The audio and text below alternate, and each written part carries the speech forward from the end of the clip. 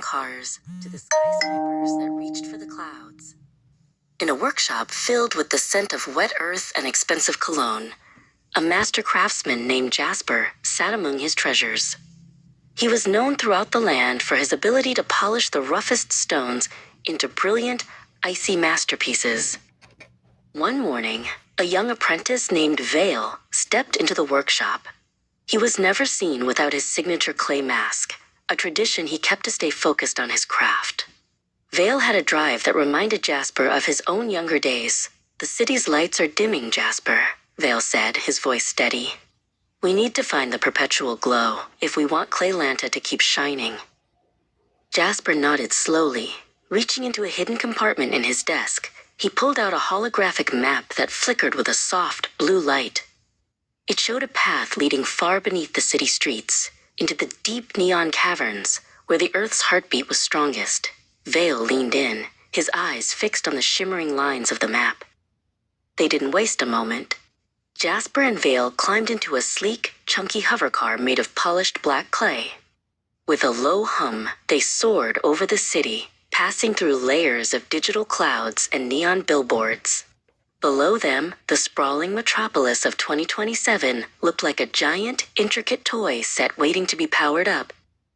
They arrived at the entrance of the neon caverns, a jagged opening in the side of a red clay cliff. The air was cool and smelled of rain. Jasper stepped out first, holding a heavy lantern that cast a golden light against the dark stone. "The path is tricky from here," Jasper warned, gesturing toward the narrow, winding tunnel. As they ventured deeper, the tunnels began to glow with natural phosphorescence. Vale moved with agility, climbing over ridges and dodging stalactites that hung like frozen tears. He spotted a ledge high above, where a faint pulsing rhythm seemed to be coming from behind a wall of crystal. Jasper reached the ledge just as Vale began to clear away the loose rubble.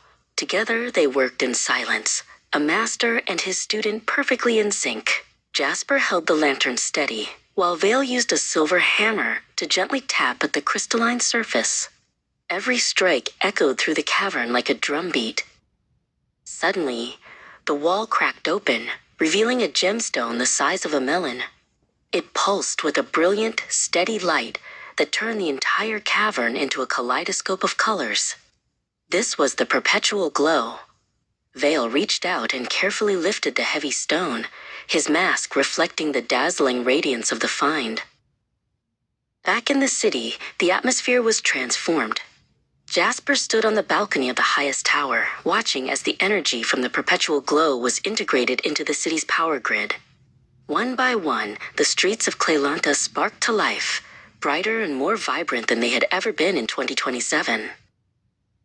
Jasper turned to Vale and handed him a golden sculpting tool, the same one he had used when he first started. "The city is bright, but it's the hands that shape it that matter most," Jasper said.